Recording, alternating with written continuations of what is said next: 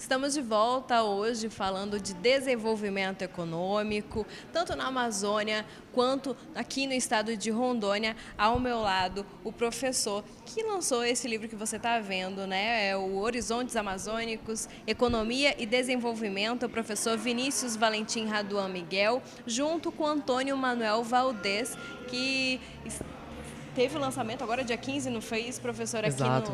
aqui na Aqui Unip? mesmo na Universidade Federal de Rondônia, no auditório, um evento muito Como prestigiado. é que foi? Conta um pouquinho pra gente. Não, o evento foi excelente, com a participação de vários professores, pesquisadores de outras instituições, inclusive. Foi aberto a toda a comunidade, foi amplamente divulgado. Até agradeço vocês pela divulgação, pela contribuição nesse serviço. Bacana, professor. Vamos voltar ao nosso assunto, né, que a gente estava falando no bloco anterior sobre os temas, alguns temas, né, do seu livro. E a gente pode entrar agora no mérito das hidrelétricas, né? Com relação aqui ao estado de Rondônia, o que você pôde perceber nas suas pesquisas, economicamente falando, e também o desenvolvimento aqui do estado de Rondônia teve uma melhora? O que você diz sobre isso? Uau! É, eu, ac- Obviamente, os índices econômicos têm mostrado um aumento é, benéfico para a economia local. No entanto, quando se discute desenvolvimento, é muito importante frisar que não se pode falar em uma vertente unicamente econômica. E nós que vivenciamos esse boom demográfico, econômico, sofremos algumas consequências não tão profitosas, não tão benéficas. Quanto ao meio ambiente. Com relação ao meio ambiente. E quando nós falamos em meio ambiente, às vezes ignoramos que meio ambiente é tudo, né? É o que nos cerca, é a nossa casa. Quando nós falamos em crescimento demográfico, falamos também no aumento da frota de veículos. Hoje o trânsito é caótico, há uma falta de mão de obra, há uma série de impactos nas populações tradicionais, que são sempre vistas como um estorvo ao progresso, né? Por assim chamado, ao desenvolvimento, que precisam ser populações essas que deveriam ser suprimidas. Então, eu acho que nós precisamos ser um pouco, eu não diria que críticos, mas céticos em relação a esses mega investimentos não tão adequadamente pensados, não tão adequadamente planejados e igualmente não tão discutidos com as populações locais. Parece que é um desenvolvimento que vem de fora, de cima e lá orquestrado, mandado para baixo, que nós temos que simplesmente aceitá-lo sem analisar a fundo quais seriam essas consequências e impactos. Professor Vinícius, a gente pode falar um pouco sobre o número de habitantes aqui no estado de Rondônia? Crescimento, surgimento de novas pessoas, novas culturas, isso tem afetado também, na sua opinião? Sem dúvida. Eu não tenho dados aqui, mas é inegável, acho que não vou palpitar números, mas houve uma população, uma explosão demográfica sem tamanho, talvez com poucos precedentes, como na década de 70 e 80, aqui, né, com os grandes investimentos estatais, e ainda não podemos prever qual será a consequência, além do aumento de serviços públicos essenciais, saúde, educação, segurança pública, aumento de demanda por força de trabalho, por insumos fundamentais, o que acaba dinamizando a economia por um momento, mas não sabemos o que isso trará de consequência quando essas obras forem encerradas, esse ciclo atual, não novo, né, se encerrar e essa população começar a ir embora. A gente consegue assim falar sobre classes sociais, como que era antigamente, antes das hidrelétricas e agora?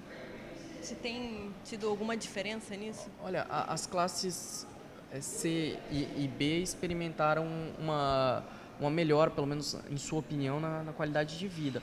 No entanto, houve um aumento no custo de vida, aumento na cesta básica, aumento no custo de serviços básicos e fundamentais, aumento em todos os serviços, prestação de serviços, e isso acompanhou com uma piora na prestação de serviços públicos. Não por falta de investimento, mas por aumento da demanda não planejada, não antecipada. Talvez tenha faltado uma gestão estratégica para tal questão. Agora, outro tema bastante frisado que a gente pode estar destacando agora, nesse momento, é o desenvolvimento e a cultura indígena aqui no estado de Rondônia.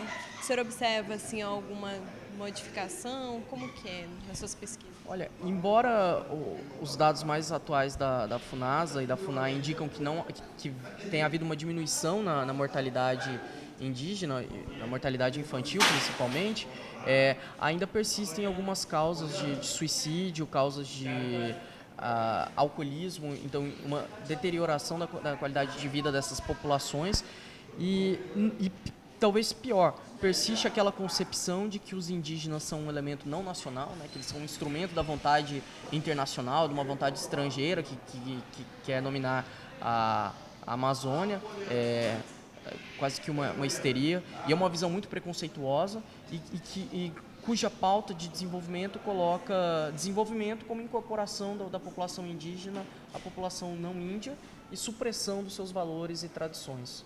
Agora eu tenho certeza que muita gente ficou curiosa, né, para saber, para ter mais, ficou com um gostinho de quero mais, né, sobre esses assuntos que é tão ligado assim à nossa Amazônia, né, Rondônia. Eu peço para você então fazer as suas considerações finais, por favor. Eu acho que a grande mensagem do livro é que um desenvolvimento feito e pensado de fora da Amazônia para a Amazônia não serve. Qualquer desenvolvimento deve passar necessariamente pela discussão com as populações locais, com a nossa sociedade aqui instalada, parar de ver o meio ambiente como algo intocado, mas parar de ver o meio ambiente que deve ser mantido intocado, como também abandonar essa visão predatória de que é necessário converter toda a floresta em área de pastagem ou de cultivo de soja. É preciso encontrar um meio termo, né, esse meio termo que vem sendo advogado aí, né, como desenvolvimento sustentável, mas é preciso então incorporar as várias falas, os vários discursos, obtendo um consenso, algo que leve à distribuição de renda, a um crescimento econômico que não prejudique as classes mais desfavorecidas, assim como que não seja absurdamente predatório e destrutivo ao meio ambiente. Professor Vinícius, para encerrar nossa entrevista, eu peço só que você fale para nós, para quem está em casa, onde encontrar seu livro. Olha, o livro pode ser encontrado no próprio Departamento de Ciências Econômicas da Universidade Federal de Rondônia, e para aqueles que não são daqui, podem comprar diretamente no site da editora, www.letracapital.com.br. Então, letracapital.com.br. Professor Vinícius, muito obrigada pela sua, pelo você ter aceito o nosso convite para fazer parte aqui da nossa programação da AmazonSat, tá certo? Horizontes Amazônicos, Economia e Desenvolvimento. Esse foi o nosso tema hoje, também o livro de Vinícius Raduan Miguel e Antônio Manuel Valdez, tá certo? Muito obrigada pela sua audiência, nós vamos ficando por aqui e até a próxima semana com mais um encontro semanal.